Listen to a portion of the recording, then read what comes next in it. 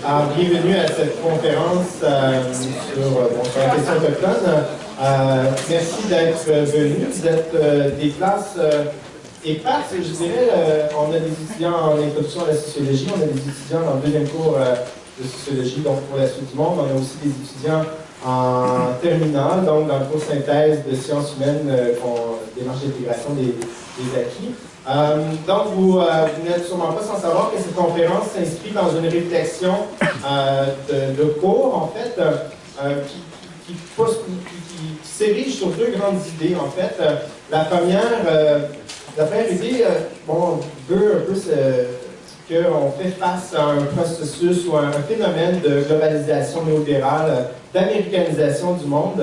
Et ce processus, en fait, se veut en quelque sorte un processus qui détruit les mondes, qui détruit les sociétés, qui détruit les civilisations, que ce soit par la guerre, que ce soit par des processus gestionnaires, administratifs, par les grandes organisations internationales ou autres. Donc, l'autre grande idée, en fait, c'est face à cette américanisation du monde qui détruit les peuples, qui détruit les civilisations, nous aurons en fait à opposer quelque chose, à opposer une société, opposer une civilisation ou des civilisations. Et ici, au Québec, entre autres, une des choses, c'est une idée, une des choses qui doit être au fondement de cette opposition, c'est l'américanité, c'est-à-dire notre américanité, entendue comme cette rencontre-là entre un monde européen et un monde américain, donc entre des peuples européens et des peuples autochtones.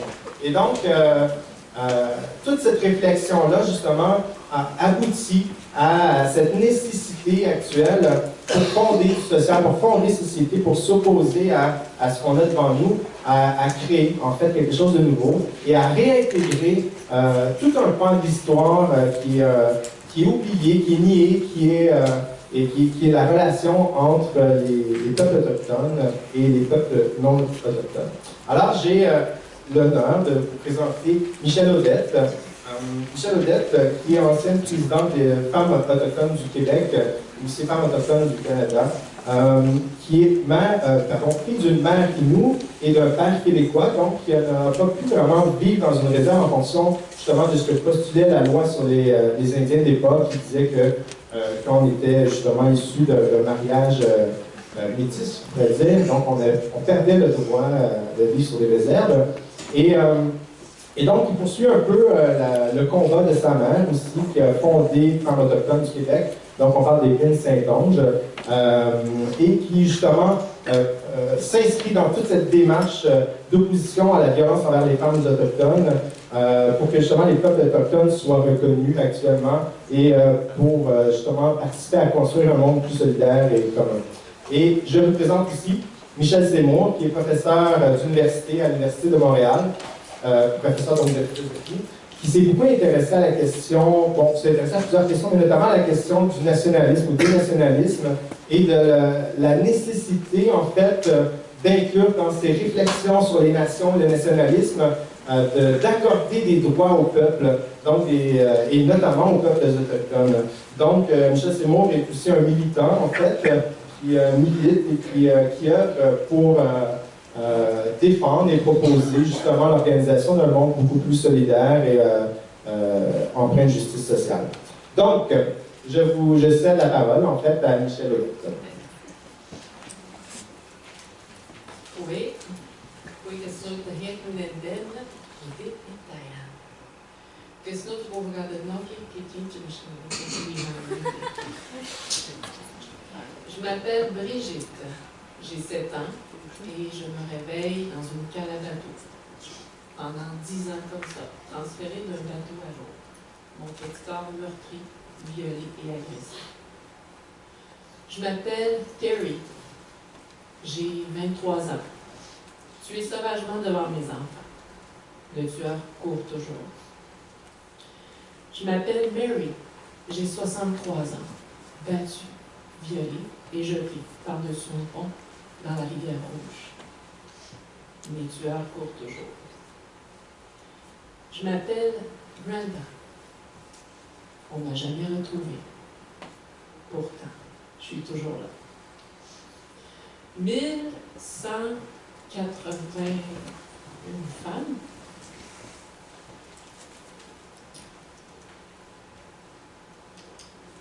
manque.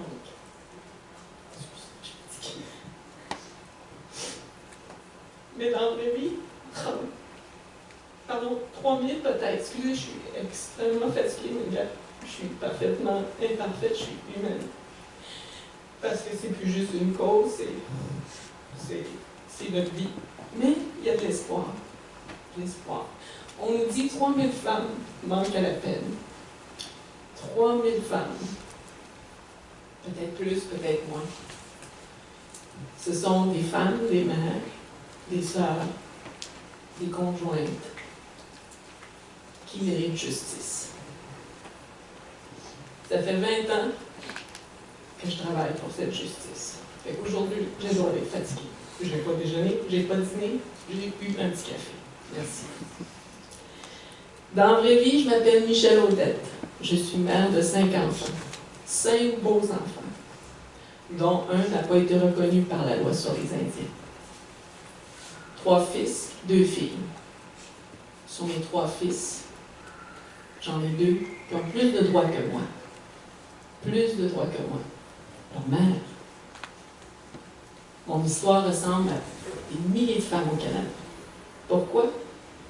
La loi sur les Indiens.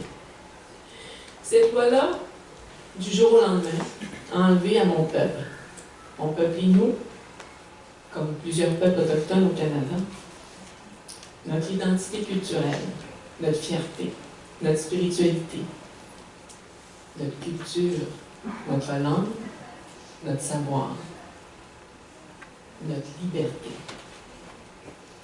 Pendant des millénaires, les hommes et les femmes avaient des rôles bien définis, des rôles bien respectés.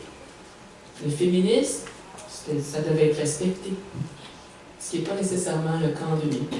Mais il était là, comme la participation de nos hommes. Cette loi-là a décidé de nous parquer, de nous forcer, comme vous aujourd'hui. On vous force un peu, mais j'espère que vous ne regretterez pas cet échange-là. Parce qu'il en vaut la peine. Il en vaut la peine. Où là, on nous amène à vivre sur un territoire bien précis qu'on appelle une réserve. De faire en sorte que du jour au lendemain, je ne décide pas de mon présent ni de mon avenir. J'ai 44 ans. D'habitude, je suis en forme, mais il y a des mauvaises nouvelles qui arrivent, comme ce matin, qui fait que je suis sensible. Je suis touchée par ça. Une autre qui manque à l'appel, encore. Mais à Ottawa, saviez-vous que j'avais aussi un père qui n'est pas biologique, mais maintenant c'est une mère, c'est la ministre des Affaires autochtones. Depuis que la loi sur les Indiens existe, on a nos pères biologiques et on a ces ministres-là qui décident pour nous. Pourquoi? Parce qu'on n'a plus 44 ans, on n'a plus 18 ans, on n'a plus 60 ans, on a 17 ans en vertu de cette loi-là.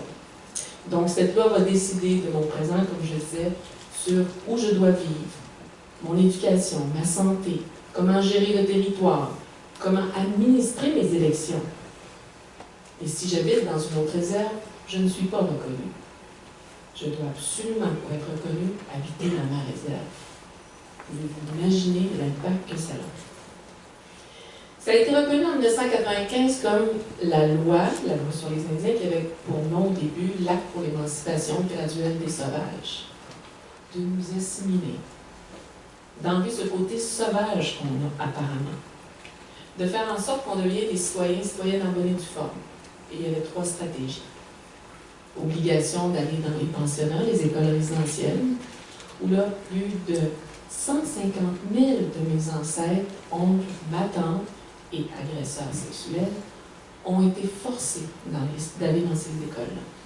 Où là, des sévices m'ont été de toutes sortes, violences psychologiques, physiques, spirituelles et aussi sexuelles. Où là, on a décidé par cette politique de tuer l'Indien dans l'enfant. Ça, c'est clair. Et il y a eu des femmes auxquelles on leur a enlevé leur statut. Et évidemment, toute la question d'être les enfants, les mineurs. Les mineurs. Alors, vous comprendrez pourquoi des femmes comme ma mère, des femmes à travers le Canada, ont décidé dans les années 70, fin 60, 70, pardon, de se relever les manches. On n'avait pas de franges dans ce temps-là, pour ceux que ça existait non plus, mais on s'est relevé les manches pour dire On dénonce ces lois-là. On dénonce ces injustices-là. Et jusqu'en 85, on change la loi. Mais pendant ce temps-là, la misère sociale s'installe.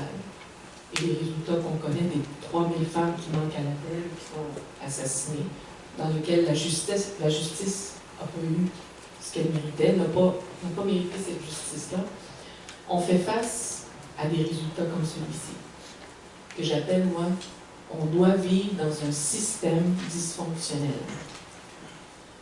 Je dis toujours aux jeunes que je rencontre, j'espère pouvoir sensibiliser une personne dans la classe, dans la salle, dans un auditorium, tant les professeurs que nos jeunes qu'on a devant nous, pas pour vous dire vous êtes la relève, ça vous le savez, je vous le souhaite, moi je suis contente que vous soyez la relève, mais de pouvoir sensibiliser un cœur et dire, si les planètes, finalement c'est pas du mauvais monde, les Autochtones.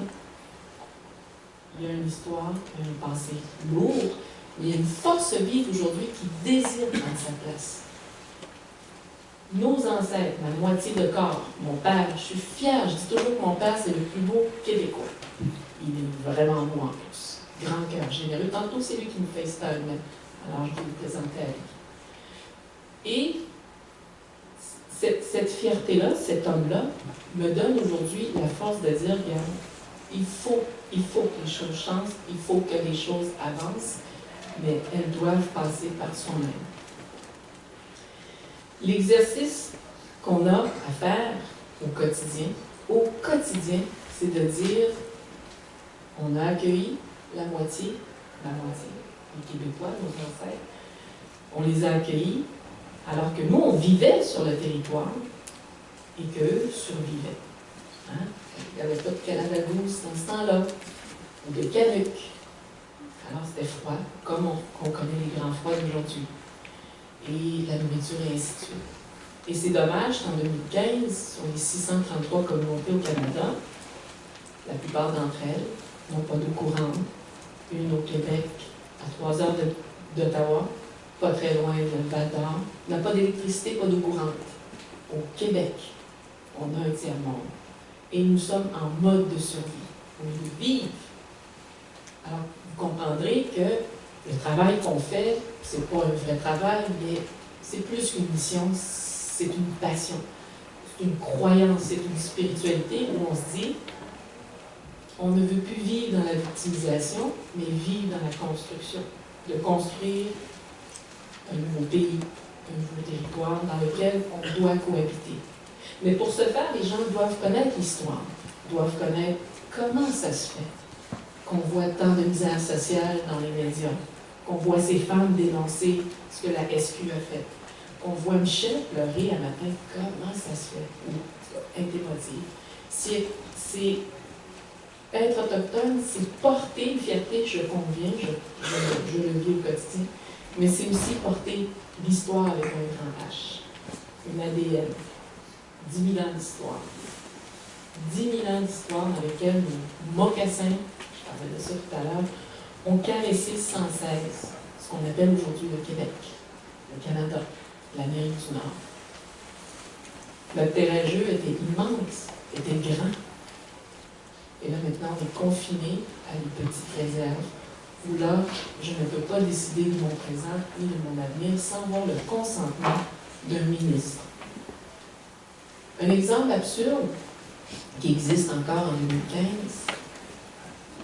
En 1985, le gouvernement fédéral croit régler la discrimination qui existe basée sur les sexes dans les communautés autochtones en disant on va redonner le statut aux femmes indiennes et leurs enfants.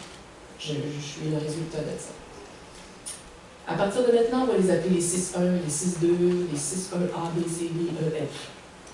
Alors, je crois que vous, sur votre baptistère, c'est né au Québec, à tel hôpital, et vous avez un passeport canadien. Je ne pense pas que vous êtes catégorisé un degré de Québécois et de Canadien ou de mix total.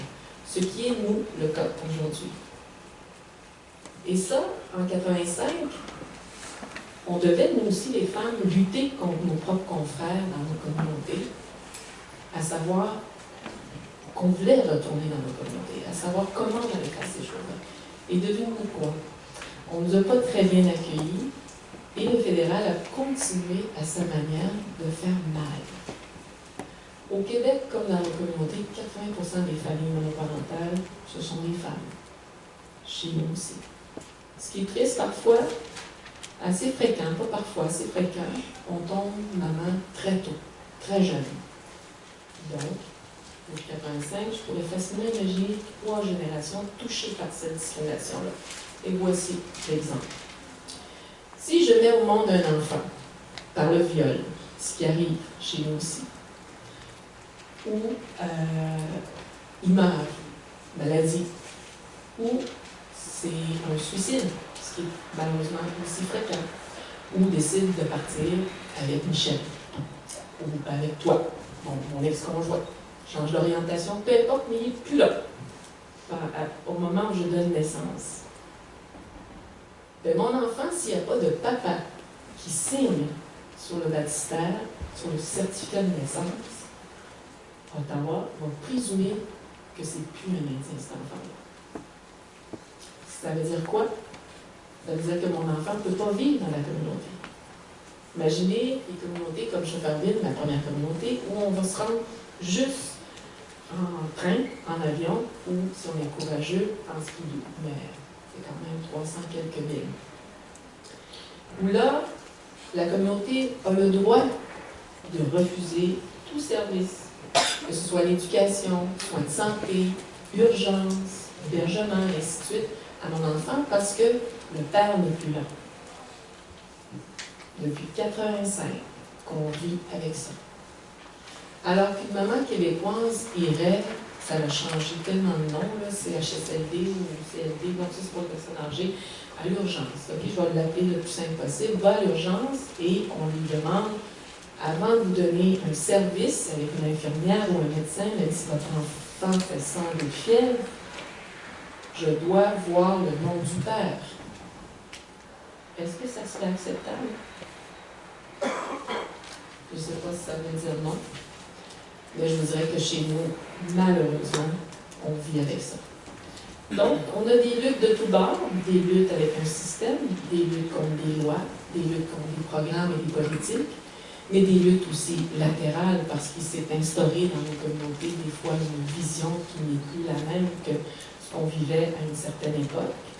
Et je vous dirais aussi avec une discrimination raciale parce que beaucoup, vos parents, vos grands-parents ont pensé pendant longtemps qu'on vivait au crochet des portefeuilles de vos familles. On ne paye pas d'impôts, nos maisons sont gratuites, nos études sont payées, pourquoi qu'on se plaint? Alors que nous sommes tout simplement, malheureusement, traités comme des enfants. Et les impôts, c'est seulement dans la réserve qu'on n'en paye pas. Chaque dollar que je vais faire, si je suis sur l'assurance chômage, ou l'assurance parentale, ou sur la sécurité du revenu, ou si j'ai un salaire, parce qu'ils sont rares les salaires dans la communauté, mais ça existe. Savez-vous combien d'argent qui va être réinvesti dans la communauté sur un dollar? Entre 1 à 9 cents. Le reste est réinvesti dans la société québécoise, dans les entreprises québécoises, dans les marchands qui sont autour de l'économie québécoise et canadienne. Donc l'argent retourne chez nous. Mais on nourrit les gens de préjugés pour, j'imagine, de façon stratégique, continuer à faire en sorte qu'on va opprimer, oppresser, marginaliser des peuples, parce qu'il n'y a pas juste un peuple autochtone, mais des peuples, pour faire en sorte qu'on ait méprise encore sur eux et sur elles. Pourtant, tout ce que je demande moi aujourd'hui, c'est que Brigitte, Terry, Mary, Brenda et les 1180 autres femmes méritent justice parce que c'est le résultat d'un système dysfonctionnel, comme les 3000 autres femmes, évidemment, et que les femmes qui subissent une violence conjugale ou familiale, qui a zéro programme ou service pour la soutenir dans sa communauté, ou des chefs qui se tiennent debout pour assurer qu'il y ait de l'eau potable, courante ou de l'électricité dans leur communauté, soient compris par ceux et celles qui sont à Ottawa ou au Québec ou dans les municipalités, qui écrivent des politiques, qui écrivent des programmes et des services. Alors, c'est encore très présent, c'est encore très vivant, c'est encore très fier, tous ces peuples-là que je côtoie. Aujourd'hui, moi, je vis bien avec ma paire de mocassins, mon chou-plat. Je suis issue de deux cultures et je réalise depuis 20 ans, il y avait 20 ans, les gens étaient fermés, étaient fâchés ou en colère face à nous. Et aujourd'hui, il y a une vague humaine à travers le Canada, à travers les 3 Amériques et dans d'autres pays, où là, on va voir des veilles, des moments où on rend hommage aux peuples autochtones à travers la planète, mais aussi au Canada. Et pour terminer ce dialogue-là, cette partie de dialogue, je vous dirais qu'on n'a pas besoin de vivre dans le glam. Ah non, ils ont tout fait ça à cette époque-là. Mais vivre dans ce respect-là, dans cette reconnaissance-là, et ne pas avoir peur de poser des questions. Si vous avez des préjugés, des ressentiments à cause d'un événement ou d'une situation qui a touché la question autochtone, vous en étiez présent, mettons, de ne pas avoir peur de sortir de ce confort-là, puis d'aller vers l'inconnu et de poser ces questions-là. De ne pas avoir peur de dire, OK, il s'est passé quoi, mais moi, je peux changer les choses et je vais changer les choses. Alors, c'est un rêve que j'ai.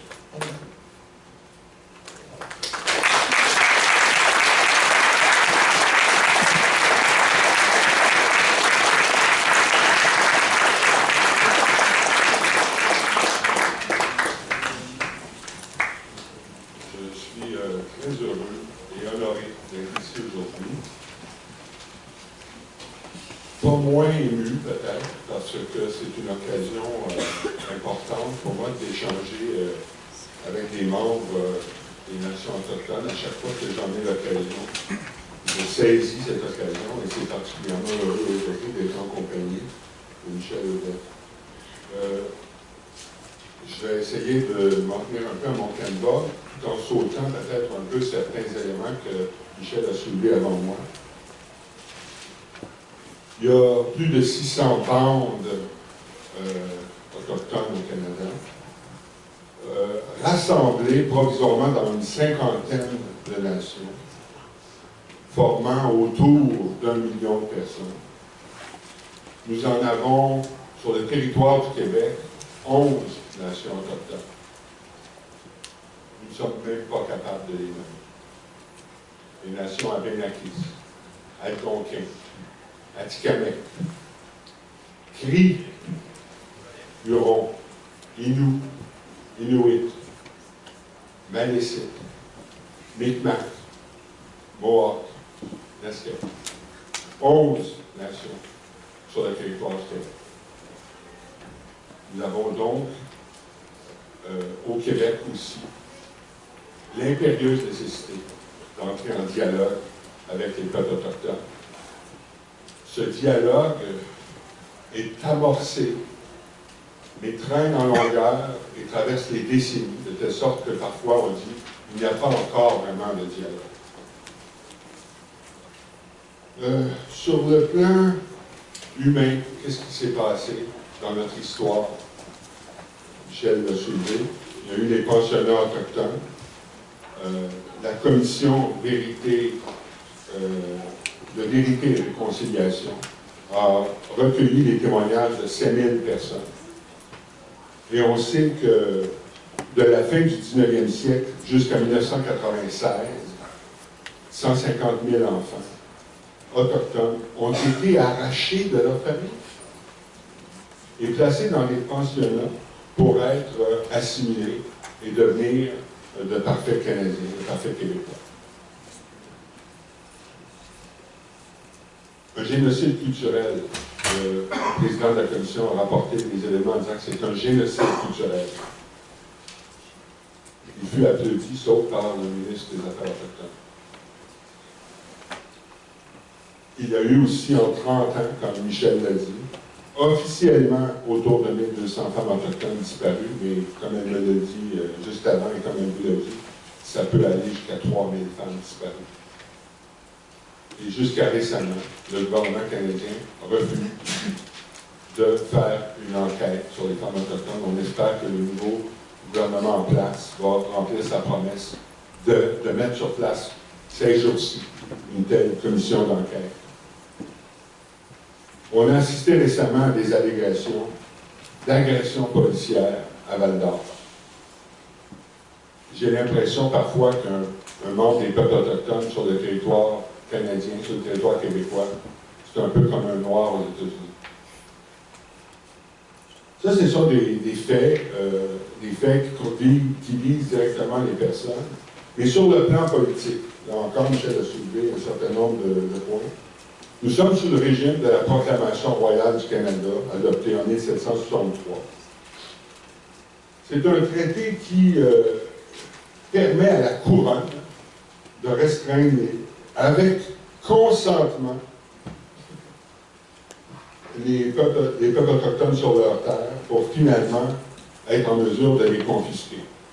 Et avec la construction des chemins de fer d'un bout à l'autre du Canada, à chaque fois que le chemin passait par un lieu où se trouvaient des Autochtones, on obtenait l'extinction de leurs droits sur leur terre. Donc, en plein centre du Canada, les revendications autochtones ne peuvent plus clairement porter sur des droits ancestraux qui leur permettraient de posséder pleinement les terres.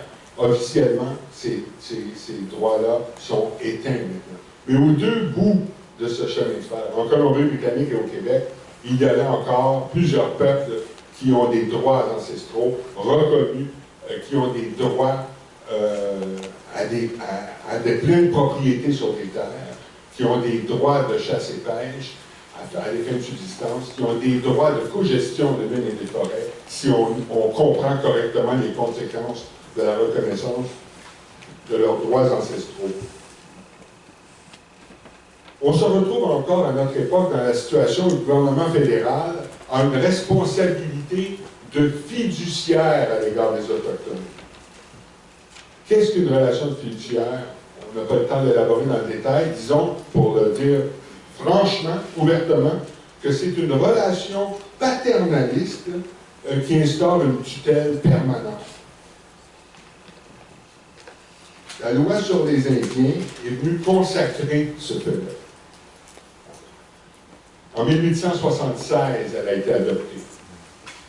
Et elle offre au gouvernement canadien l'autorité exclusive de légiférer sur les Indiens et les terres réservées pour les Indiens. Et la philosophie de cette loi sur les Indiens, qui n'est rien d'autre que l'instauration d'un régime d'apartheid, a été révélée dans un rapport que le ministre de l'Intérieur a écrit en 1876 au moment d'adopter la loi. Il a dit « Notre législation indienne repose sur le principe que les Autochtones doivent rester dans un statut de tutelle et être traités comme des pupilles ou enfants de l'État. » Quand je dis que c'est une relation paternaliste, ce n'est pas une métaphore, c'est une situation de fait. C'est allé jusqu'à 1969, si on va rapidement sur l'histoire, avec le livre blanc qui devait être adopté, qui finalement n'a pas vraiment connu un grand succès, et c'est tant mieux, qui visait à instaurer rien d'autre qu'une citoyenneté pan-canadienne dans l'ignorance et l'indifférence et la non-reconnaissance des peuples autochtones. Ça, c'est ce qui s'est passé jusque très tôt vers la fin du 20e siècle. À partir des années 70, de petites avancées surviennent. Les membres des Premières Nations en 1961 reçoivent le droit de voter aux élections fédérales sans perdre leur statut d'individu. En 1973, une première victoire est obtenue avec la décision Calder qui reconnaît les droits aux peuples autochtones enfin pour la première fois. En 1975, on réussit au Québec à faire adopter l'accord de la baie James avec les Cris et plus tard avec les Naskapi.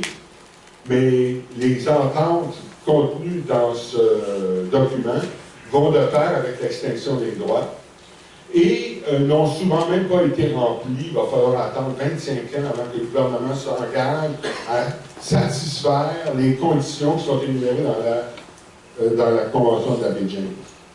En 1982, un nouvel ordre constitutionnel a lieu au Canada. Je ne vais pas parler du Québec, s'il a été imposé malgré le rejet presque massif de l'ensemble de la députation à l'Assemblée nationale. Mais il y avait des bons aspects dans ça, notamment la Charte des droits et libertés, qui, sous certains rapports, au moins, créait des avancées pour les peuples autochtones. L'article 25 fait état de l'existence de droits ancestraux ou issus de traités. Et l'article 35 dit que les droits existants, ancestraux ou issus de traités des peuples autochtones sont reconnus et confirmés, et par peuple autochtone, les entendent les Indiens, les Inuits et les Métis du Canada. En 1985, très souvent, le Québec mentionne ça comme son fait d'armes, mais ça m'apparaît très peu.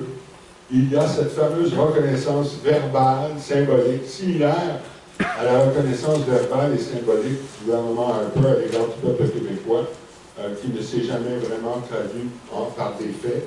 Ben, de la même manière, au Québec, on a reconnu l'existence des peuples autochtones. Ah oui? Ah oui. Et puis, on a reconnu l'existence des peuples autochtones. Hein? Oui, mais c'est à peu près tout.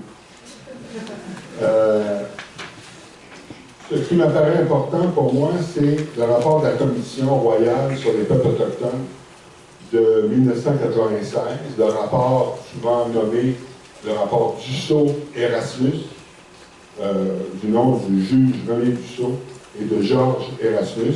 Le rapport de la Commission royale sur les peuples autochtones a été déposé en 1996.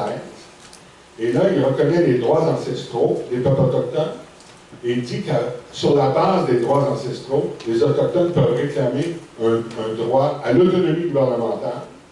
Et le document, que je n'ai pas lu en entier puisqu'il fait 4000 pages, je pense, c'est des grosses briques, mais la version résumée précise le type de gouvernement autonome qu'on peut envisager, selon qu'on est dans le Grand Nord, selon qu'on inclut des minorités blanches ou selon qu'on se trouve en ville. Il y a 3 types de gouvernement autonome.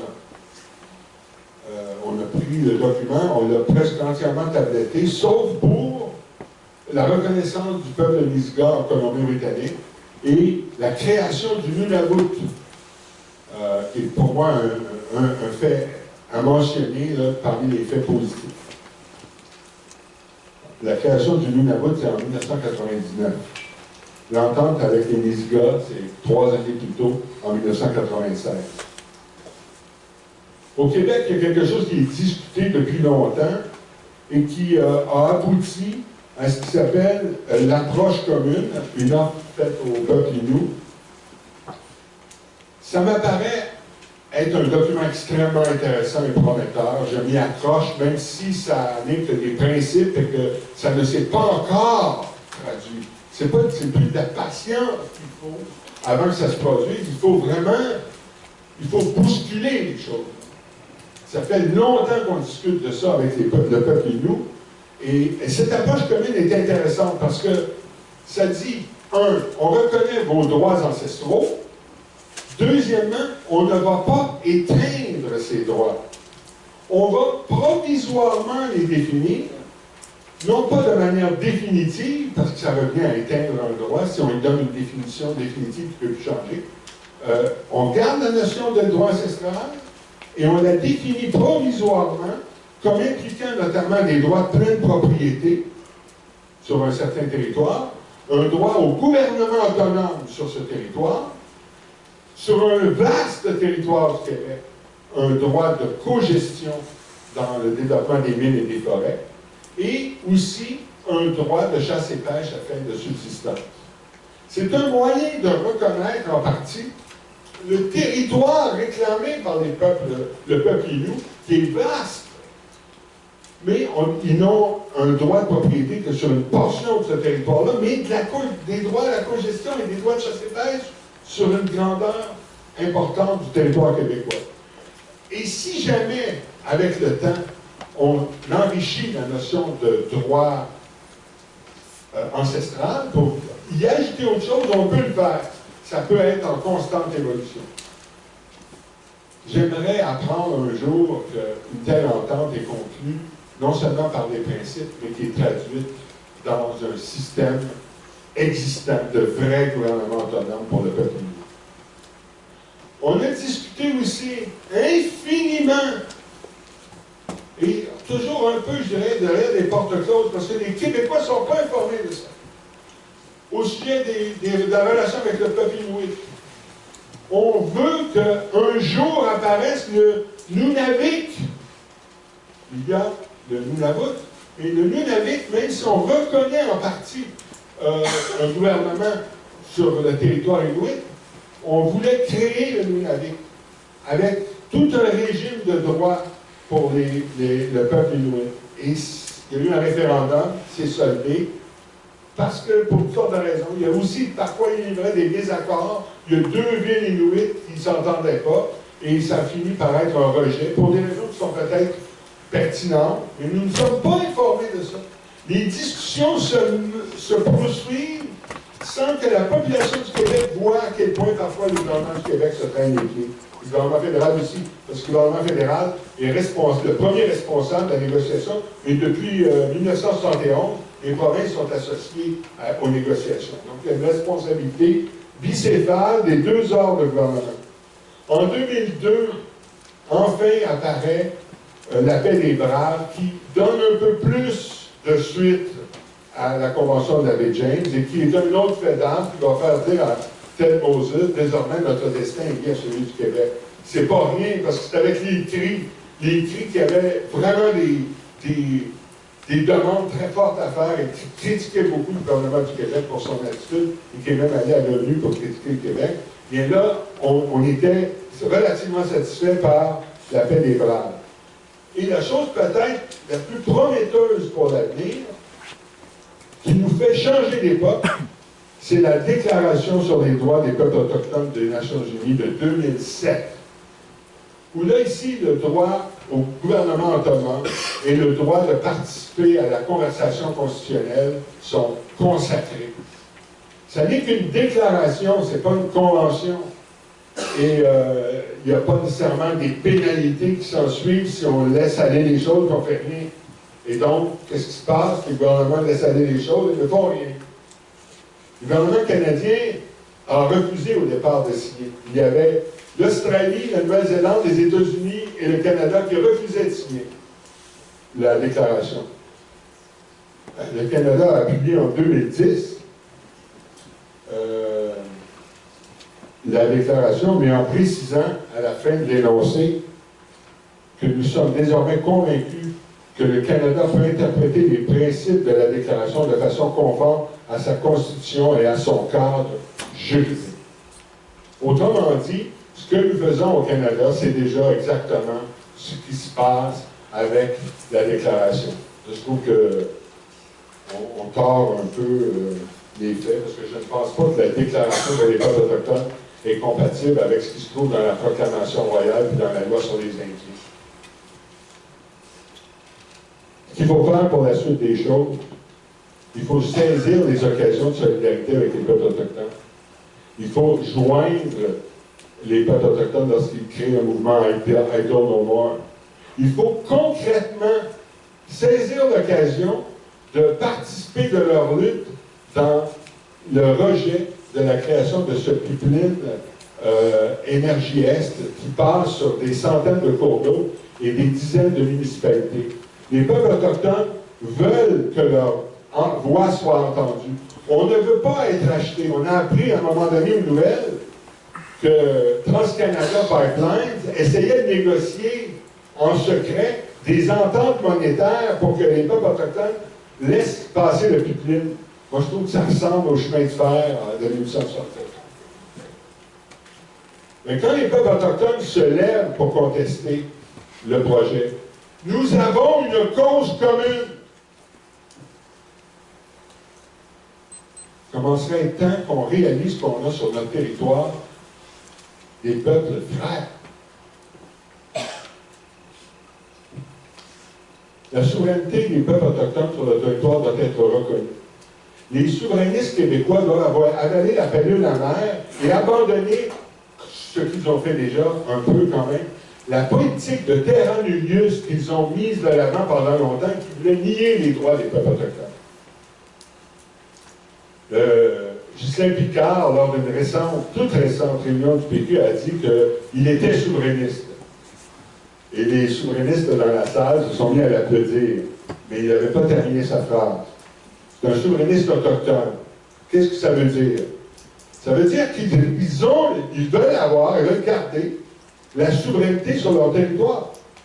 Et il n'y a rien qui va se faire sans leur accord.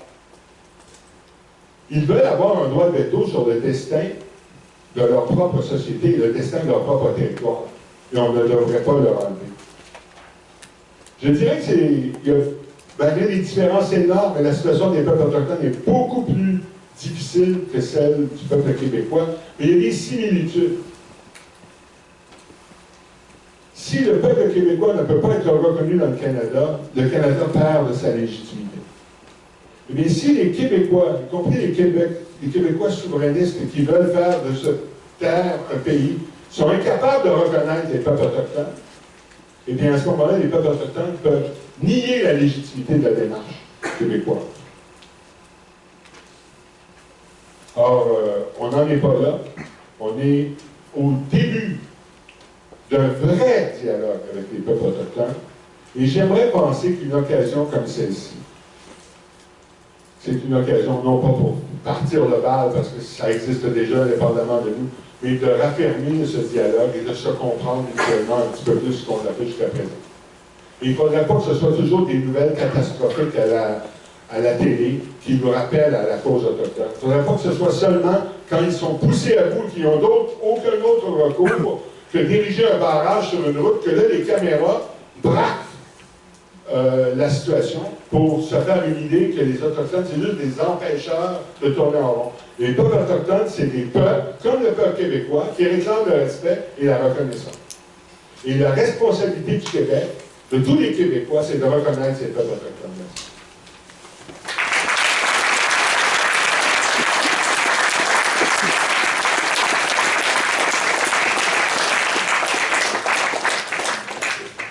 Michel.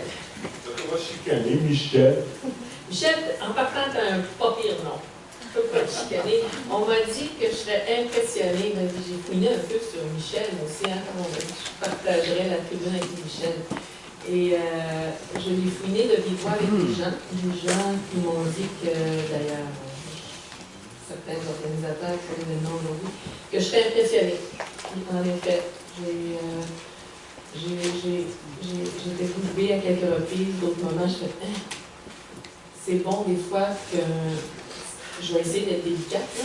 Je ne vais pas me racheter en te faisant un cadeau, mais ce matin, j'étais à un événement sur les femmes, puis quelque chose d'intime, je veux dire, c'était pas public et c'était douloureux, c'était difficile. Puis j'ai reçu un cadeau, une tresse de foin d'odeur qui ne fait pas partie de la culture Innu, mais aujourd'hui, les Innu, quand on fait nos cérémonies, on a accueilli certaines connaissances de d'autres nations.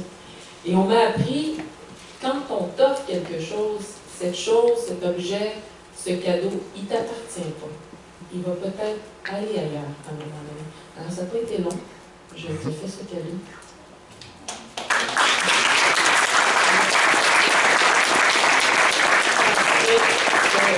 Ce cadeau-là, tu l'as fait avec ta voix, puis en plus tu es filmé, je me permets de te tutoyer. Dans la culture Innu, les vous n'existaient pas. Et en 88, dans mon petit côté rebelle, dans mon petit côté un peu olé-olé, hein, issu de nos cultures, rejeté d'un bord, puis louangé d'un autre, c'était pas évident d'avoir cette crise d'identité-là, elle était double ou triple, donc il y avait des côtés, des moments de olé-olé. J'étais très agressive envers le gouvernement et envers l'establishment ou envers les hogs, les sociologues, les anthropologues, les psychologues, les historiens aussi, même s'il n'y a pas de hogs. Moi et ma mère, on était très comme, c'est qui eux autres qui parlent de nous autres? mon petit côté révolte. Est-ce que tu étais fâché contre les offres aussi, les philosophes? Non! Non!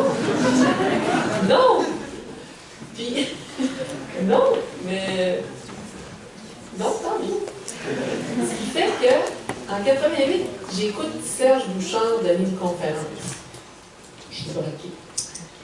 Ben, il m'a aidé à me débraquer, à comprendre, dans une salle québécoise, des gens qui écoutent ce Québécois-là, parler de la question autochtone, le message avait passé. Ensuite arrive Erreur boréale, de Richard Desjardins. Très, très bon film. Hier, j'ai pu comprendre que vous avez écouté un autre film de lui, je crois. Le peuple invisible. Et encore là, j'étais encore révoltée. C'est encore un Québécois qui va parler de nous autres.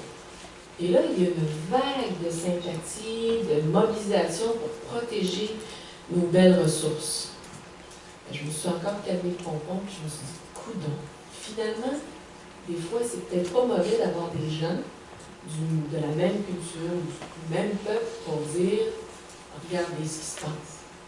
Alors, Michel, de là pourquoi le cadeau, je ne savais pas en tout de quoi tu allais parler, puis nulle part j'avais envie de m'ostiner avec toi. Nulle part, même que j'étais contente de mettre des dates à des événements. Alors, on apprend toujours. Ce qui me permettrait peut-être de dire quelque chose, quelques commentaires sur cette belle présentation-là. C'est beau, là, l'histoire que tu viens de nous partager sur des faits. Vraiment, là, c'est tout dans nos livres d'histoire, quand on fouine, il y a vraiment amené des jalons importants sur la question autochtone. Le peuple Innu, son territoire commence, mettons géographiquement, là, le fleuve Saint-Laurent, l'île d'Anticosti, le Labrador, le nord du Québec, jusqu'à Québec.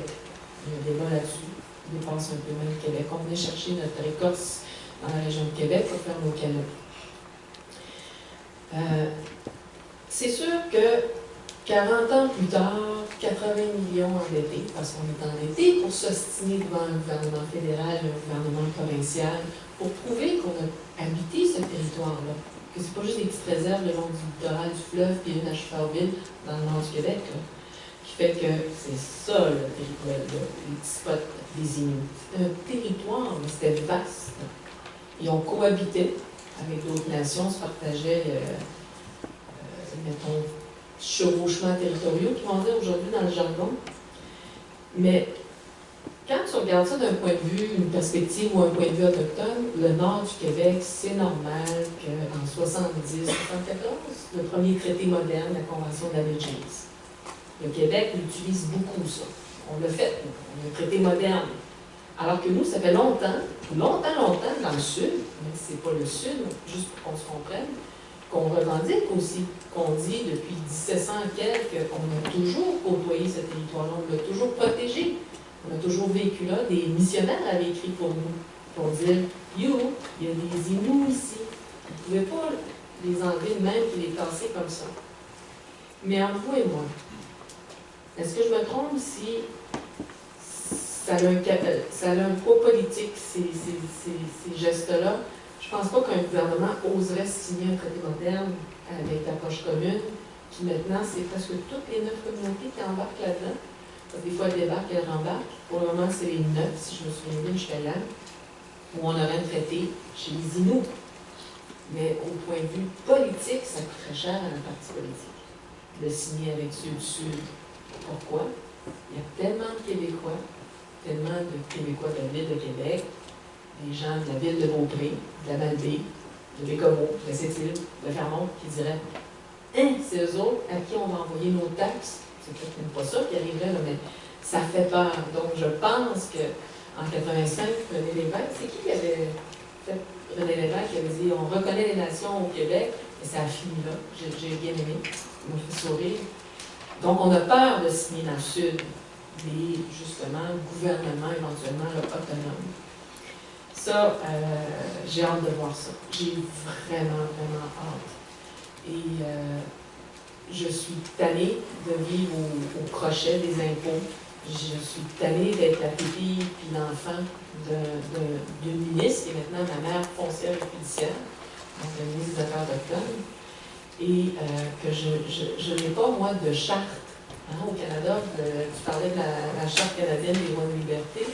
Je n'ai pas, moi, de charte ou de constitution, qu'elle soit québécoise ou canadienne, mais cette fois-ci autochtone, qui va protéger ma culture, qui va protéger mon identité culturelle, ma langue, qui va me définir comme peuple. Je n'ai pas ça, moi. Je le vois sur les Indiens, je ne suis pas très innocent. Puis, dans nos réserves, le droit de propriété, je ne savais pas en l'écoutant, dans ma tête, on n'avait pas de droit de propriété. Je dis bien dans ma tête. Hein. Ma mère va payer pendant 25 ans sa maison, quand la plupart des gens pensaient qu'on l'avait gratuit. Mais elle m'a annoncé l'autre fois que, ben là, ça c'était en 2010, on a changé ça en 2012. Avant 2010, ça me disait, si je meurs, ma maison, le testament va devoir être affiché pendant 90 jours dans réserve, dans les lieux publics, dépendant des babillards. Et si quelqu'un conteste, même si j'ai payé pendant 25 ans, le conseil de banque va devoir la redistribuer à quelqu'un d'autre. Parce que la terre en dessous, sur lequel, le terrain sur lequel nos maisons sont construites, appartiennent à la couronne. Fait que, pour ça, je sais pas, ouais, le droit de propriété, peut-être de façon plus large, là, mais en ce moment, ça nous a fait mal de voir qu'on pourrait contester si elle voulait donner la maison à son fils. Ce qui est déjà arrivé, en réalité. Puis, je vous dirais aussi que les lois qu'il y a en ce moment, ce sont nos ancêtres, mettons, je peux parler du côté québécois ou canadien, là, qui ont fait ces lois-là. Ce sont aujourd'hui nos élus, québécois et canadiens. Ce sont aujourd'hui ces sous-ministres-là, une fonction publique, une administration publique, qui propose, qui s'est adoptée par les parlementaires. Et peut-être qu'un jour, vous allez être parlementaire. Peu importe le parti politique. Moi, j'ai essayé, puis je suis boquée comme un orignal, je vais y retourner dans 4 ans. En politique fédérale, parce qu'elle est là, ma lutte. Avec une loi, comme la loi sur les Indiens, elle s'applique, elle est faite de loi à cœur. C'est peut-être vous qui va proposer des avis de prochains députés, ministres, firmes d'avocats, et ainsi de suite. C'est peut-être vous qui va dessiner mon avenir, et celle de mes enfants, et celle de plusieurs peuples. C'est peut-être vous. Fait que je pense que ça serait important, super important, de mon vivant, et du tien aussi, qu'on puisse voir qu'on arrive plus juste à des vœux pieux ou à de grands principes, mais à du concret pour que justement on parle de cohabitation. Et non, c'est un fardeau où on est condamné, comme l'a déjà dit un ancien président du Québec. Et poliment, je lui ai dit, bon, de là, je suis contente de vivre avec vous. Si vous avez un problème avec moi, ça vous appartient. Et depuis ce temps-là, ben, je trouve qu'on s'entend bien, moi, puis cette sexe, depuis ce temps-là. Fait que, impressionnée, merci, je suis touchée, puis motivée, après avoir écouté ta présentation.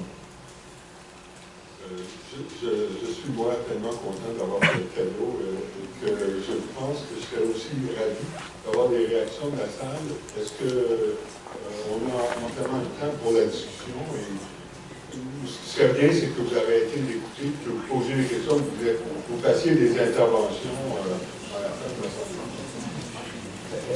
Donc, vous avez, je me suis un peu critiqué. En fait, j'avais invité Michel en leur disant que, bon, je voulais qu'on parle de la nécessité d'un dialogue, mais je voulais aussi créer un dialogue. C'est ça. Et donc, j'ai laissé, en fait, la chose se faire. Donc, oui, en fait, il y a 2 micros sur les 2 côtés de la salle. Il y a aussi Maxime François qui a un micro sans fil. Donc, si jamais vous voulez poser une question, là, vous êtes dans le milieu de la salle, là, on peut quand même cheminer vers vous un micro. Donc, n'hésitez pas, en fait. À vous les questions.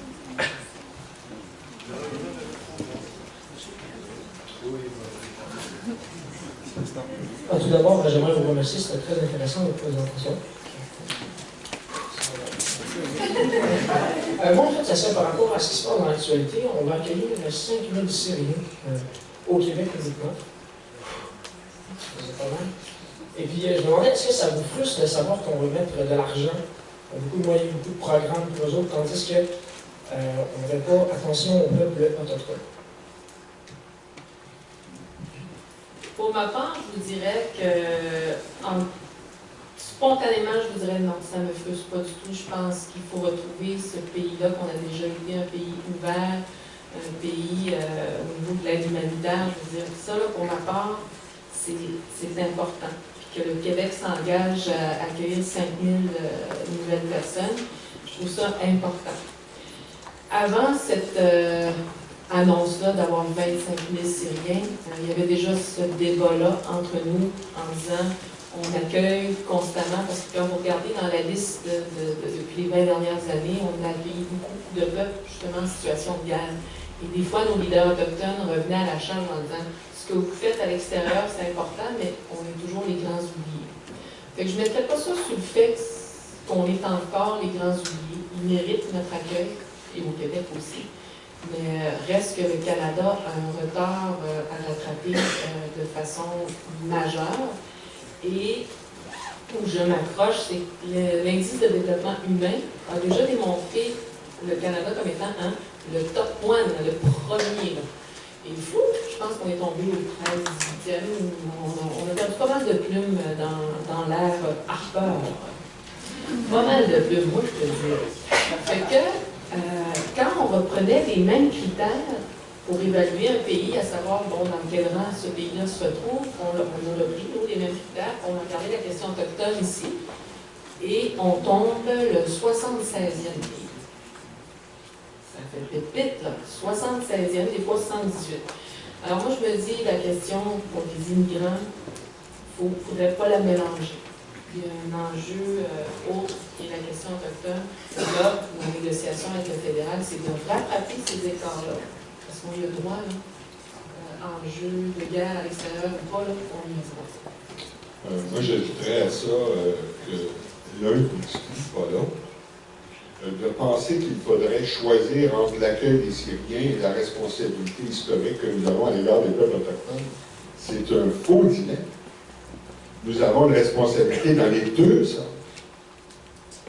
On investit au Québec plus de 1,5 milliard dans Bombardier, qui nous dit, il y a 2 jours, qu'ils vont délocaliser les entreprises.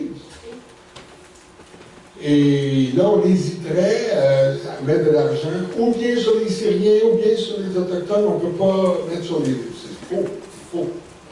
2 responsabilités fondamentales et qui s'additionnent et qui ne se soustraient pas l'une à l'autre. Alors, je pense que...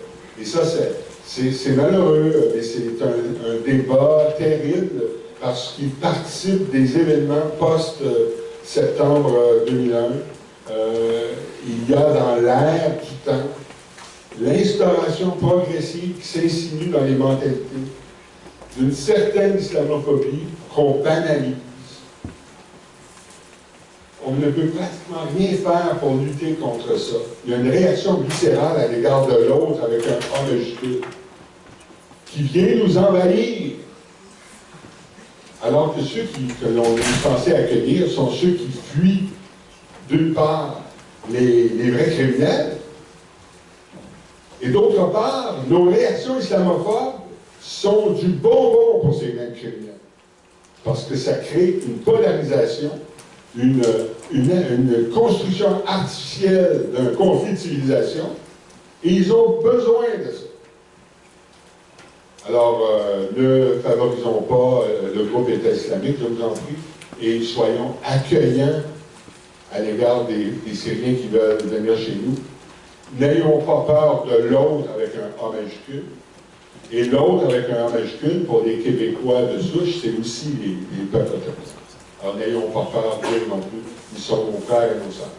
Merci. Alors, si je comprends bien, on a le choix de faire les deux questions de société. Merci. Des questions ici, au fond de la salle. Jean-Philippe, on va te donner la parole. Ensuite, je passe le micro à monsieur. OK. Ben, moi, j'avais une question pour Michel. Dans le fond, sur les réserves, je ne sais pas si vous avez vécu là, mais est-ce que, malgré le manque d'éducation des jeunes, est-ce que vous leur apprenez quand même l'histoire comme des autochtones, l'histoire? Oui, oui, j'ai habité mettons, à partir de l'âge de 7 ans jusqu'à 17 ans, j'ai habité 1 an à Montréal, 1 an à Malio. Ma mère ne pouvait pas vivre dans la communauté, mais elle s'est imposée. Une chance. Des femmes, dans les années 80, des femmes Inuits ont décidé de dire au gouvernement du Québec, parce que l'éducation dans les communautés au Québec, c'est le gouvernement du Québec qui a une juridiction là-dedans, on doit suivre les règles. Moi, je suis la génération de Fido, le chien. Peut-être pour vous, là, ça n'existe plus, mais c'était ça. Et nos mères, à l'époque, ont dit que ça n'a pas d'allure que dans le curriculum, mettons, dans ce qu'on enseigne dans nos écoles, dans les communautés, le français, la langue première, l'anglais, la seconde langue, et l'Innu, si on peut, serait la 3e langue enseignée. Donc, pour elles, dans les années 85, elles ont décidé de renverser ça et de dire on va faire une prise en charge de l'éducation autochtone, où là, on va enseigner en Innu comme langue première, français, 2e langue, et anglais, 3e langue. L'erreur qu'il y a eu, puis que ça l'éclate aujourd'hui, justement, on a juste traduit les cursus, c'est ça qu'on dit? On a juste traduit les programmes qui étaient enseignés en français en Innu.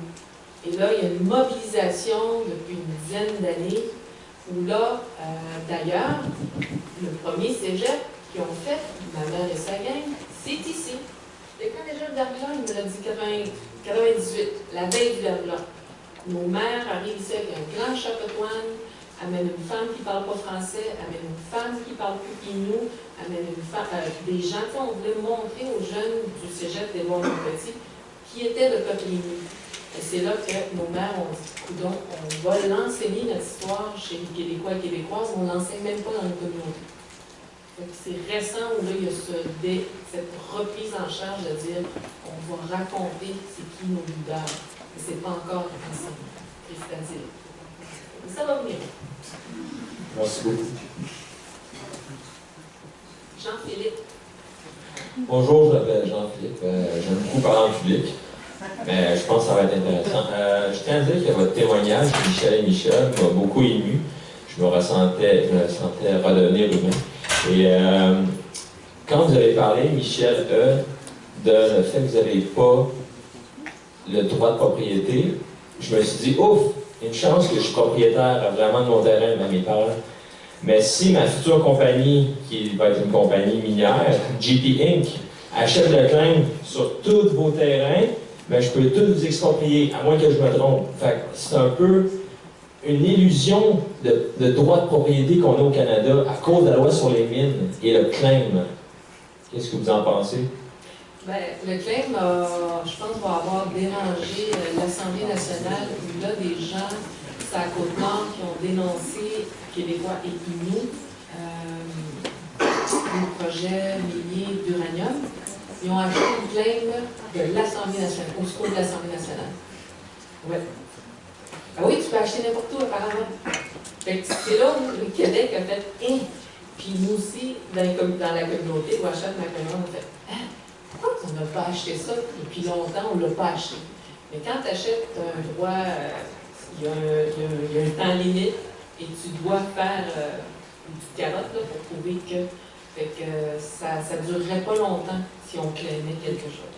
Malheureusement, parce que je l'ai trouvé en fonction de la loi qu'en effet, il y a peut-être un minerai ou quelque chose. Je ne suis pas l'experte, mais je m'étais gratté à la tête et je dis pourquoi on n'a pas claimé depuis longtemps. Non, ça avait été réfléchi. Pour ce qui est de. C'est comme Hydro-Québec, quand il décide de passer, hein, il va passer, il va vous dire bon, ben on vous exproprie, c'est ça en bon français?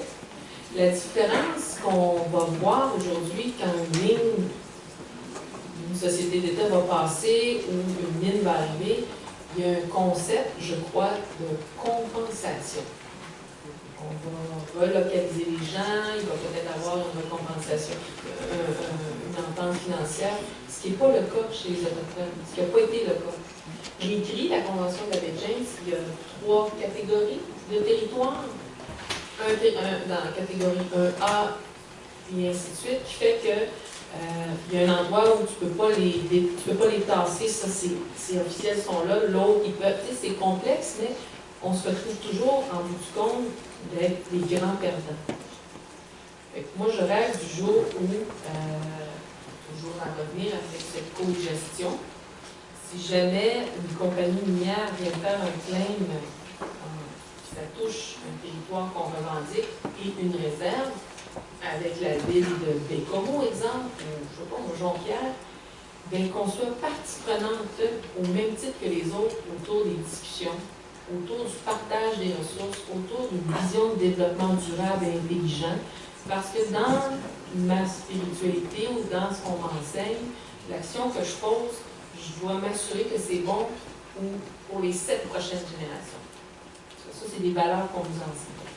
Ça ressemblerait, je sais que je me suis un peu, mais pour te ramener pour te dire que s'il y a un développement qui doit se faire, on ne veut pas être des grands oubliés.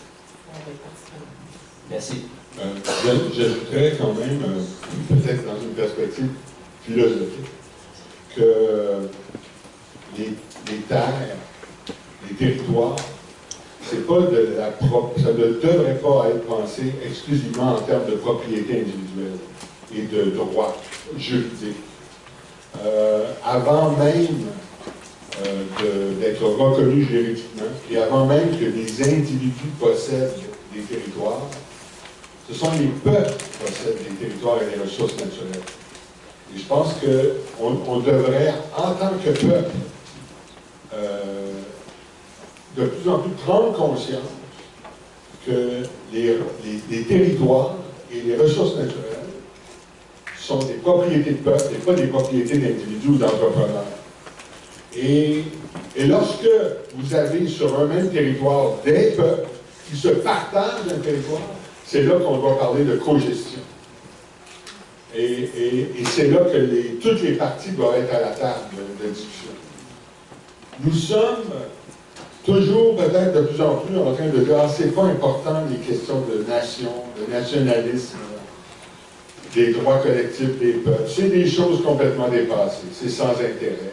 Les vrais enjeux sont ceux de la mondialisation. » Bien, la mondialisation, quand on s'y intéresse vraiment et qu'on regarde ce qui se passe à l'international, nous renvoie constamment à des enjeux de peuple. On peut penser au peuple palestinien, on peut penser au peuple tibétain, au peuple tchétchène, à l'Érythrée, au Timor oriental. On peut penser à ce qui se passe en ce moment avec le peuple kurde qui combat à lui seul contre Daesh sur le terrain. On peut penser à 1000 situations où partout où on regarde, la question nationale, la question des nations est importante. Quand on va en Afrique, on voit à quel point les grandes entreprises, y compris des entreprises canadiennes, des entreprises orifères, comme Barrick Gold, vont spolier les ressources naturelles des peuples africains. C'est parce que tout n'est que propriété privée et entreprise privée. Et on ne jure que par ça. Et il s'agit d'acheter un leader politique, de lui donner un pot de vin pour qu'il laisse passer des entreprises sur son territoire et qu'il retire au peuple leurs ressources naturelles. Alors, les ressources naturelles n'appartiennent pas à l'humanité entière, n'appartiennent pas à des individus, n'appartiennent pas à des États, n'appartiennent pas à des entreprises, elles appartiennent à des peuples. Et si on prend conscience de ça, alors on peut davantage reprendre en main notre territoire. Il est complètement absurde en ce moment de regarder les choses aller avec la passivité gouvernementale ou alors la complicité gouvernementale à l'égard de ce qui est en train de se produire avec le projet énergie. C'est vraiment incroyable qu'on ne sait pas trop ce qui se passe. On ne réalise pas qu'il va y avoir 1,1 million de barils par jour de pétrole qui va circuler sur le territoire du Québec, que le pipeline couvre 700 km, qu'il doit être construit de toutes pièces, que ça ne rapportera pas d'emploi, que c'est très dangereux pour l'environnement, qu'il y a régulièrement des déversements, comme celui de Kalamazoo aux États-Unis, qui a dépassé le 1 milliard en tant que dépense pour essayer de résorber le problème. On ne réalise pas ça où ça se passe. Les gouvernements sont complices de ça. Et les citoyens restent dépossédés de leur territoire.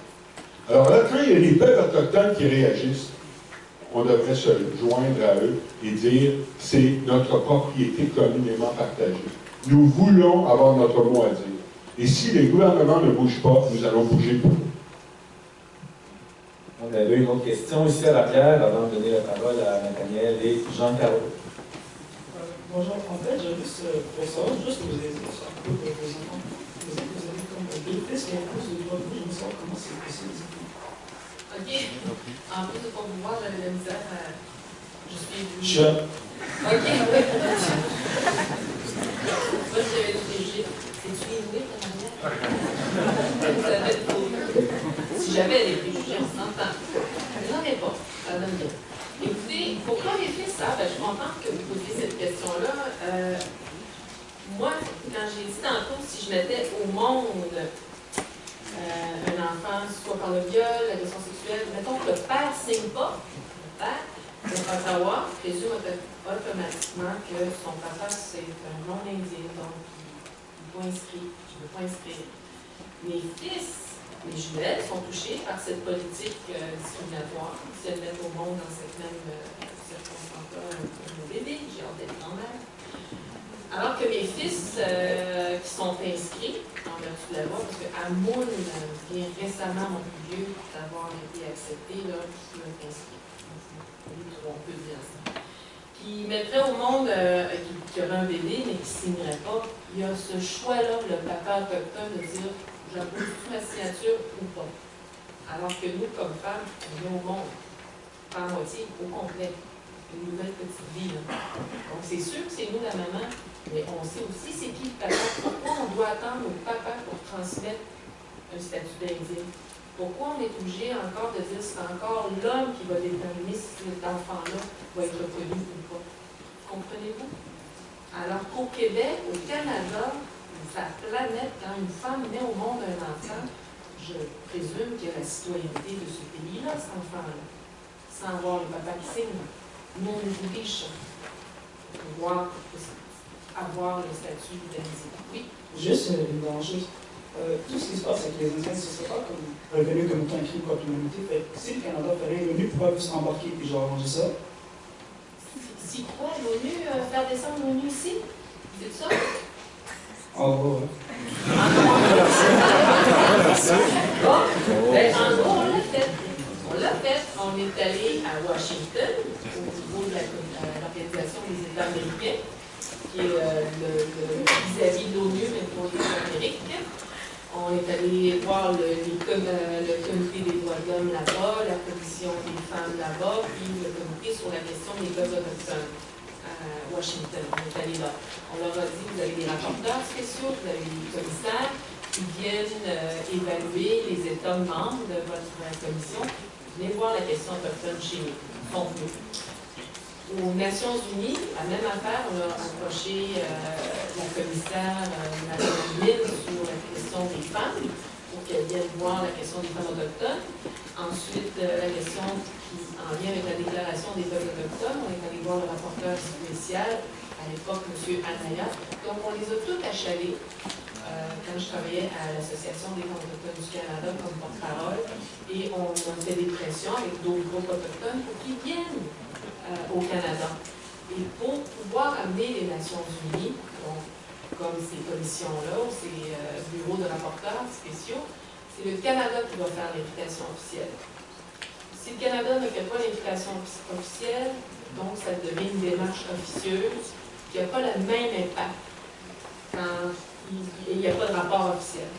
On a finalement eu gain de cause, au Canada, pardon, au ONU, dans lequel la première chose qu'il a dit en conférence de presse, c'est dit vous, au Canada, vous faites les choses tout croche au niveau de la violence faite aux femmes autochtones. Inacceptable.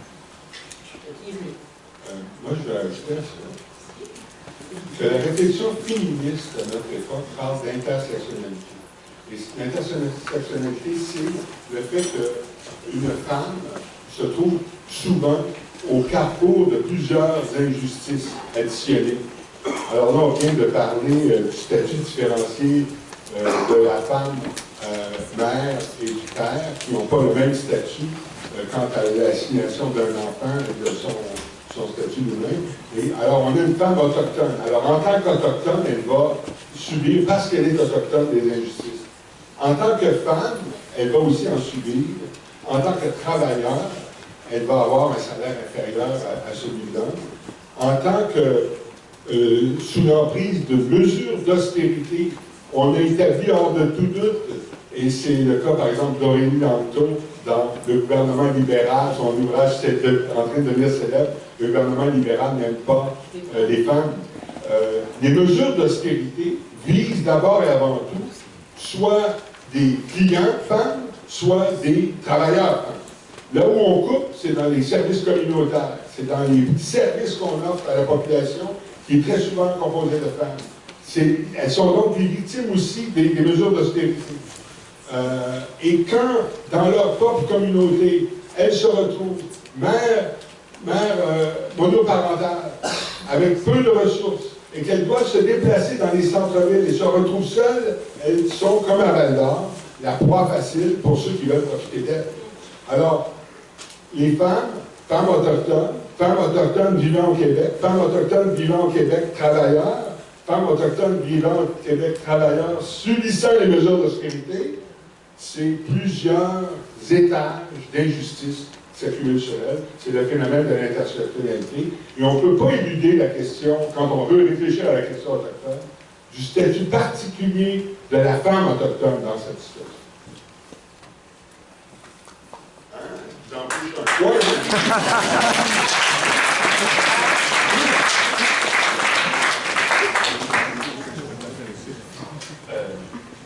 Bonjour. Moi, c'était surtout sur la question culturelle. Ça a été pas mal démontré que sur la scène politique, c'est pas assez de choses qui se font. Est-ce que vous pensez que sur la scène culturelle canadienne, dans le domaine de l'art, il y a assez de choses qui sont faites, exemple, pour la cause autochtone ou par rapport aux Autochtones? Et si on a pas assez, qu'est-ce qui peut être fait pour peut-être accentuer tout ça? D'une certaine façon, la culture, ça peut être pensé de différentes façons. Ça peut être pensé comme des œuvres d'art ou les habitudes alimentaires. Alors, on a Wendake, vous pouvez aller passer, faire un séjour, aller goûter à une nourriture autochtone. On a, bien sûr, les fameux bibelots inuits que tout le monde veut se procurer, qui sont très jolis, tout ça. Et il y a beaucoup d'autres choses, bien sûr.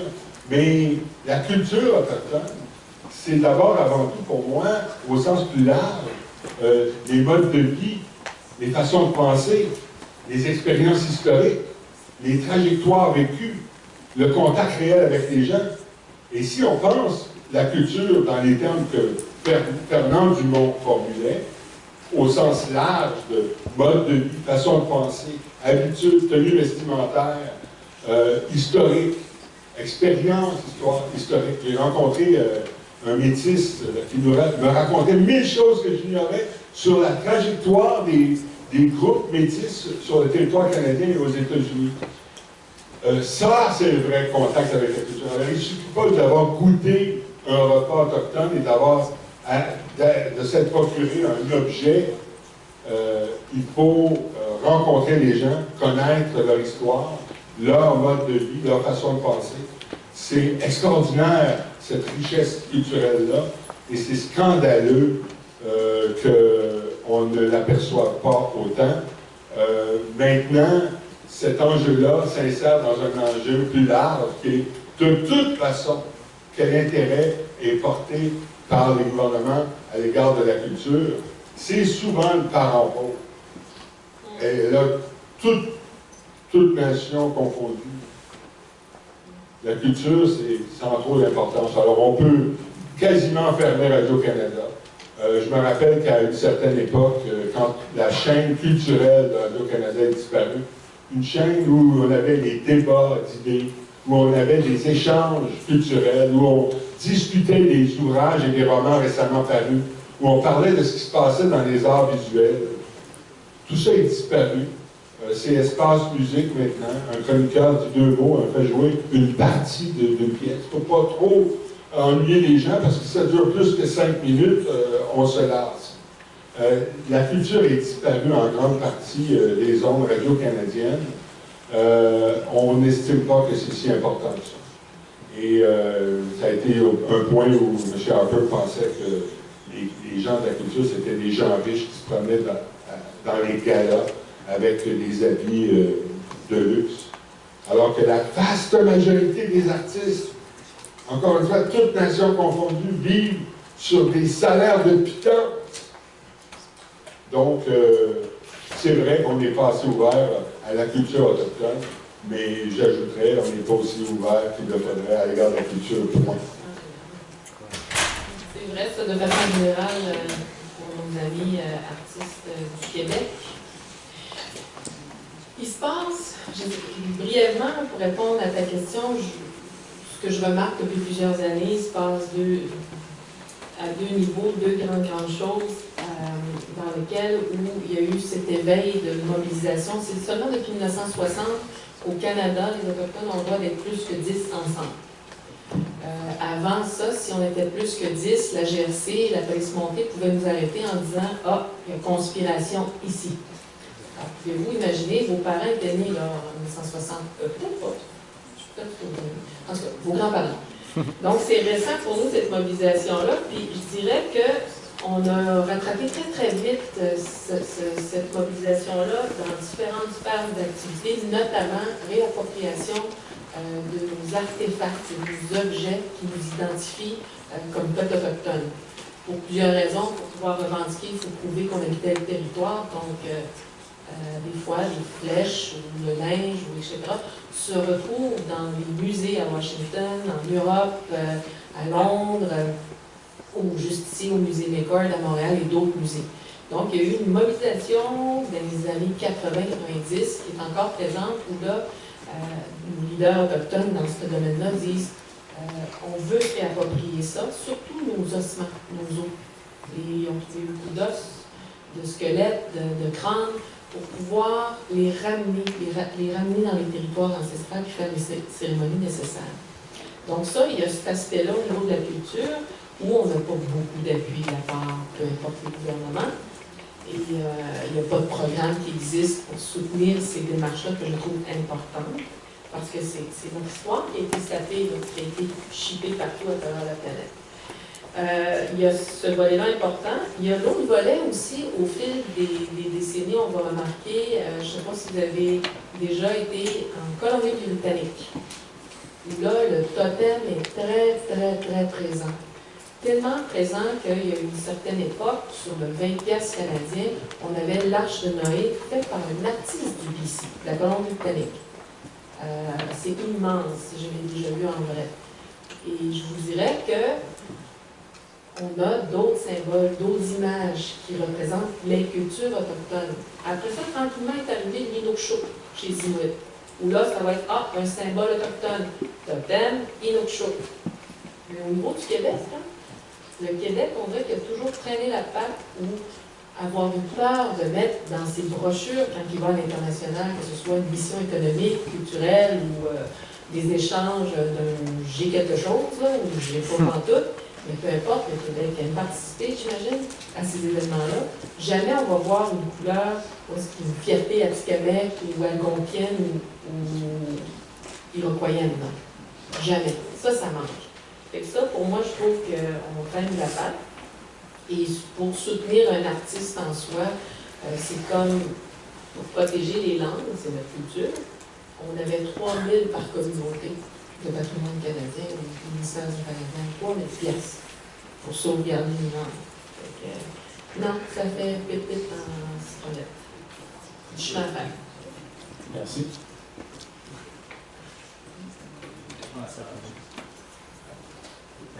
Premièrement, un gros bravo pour votre présentation.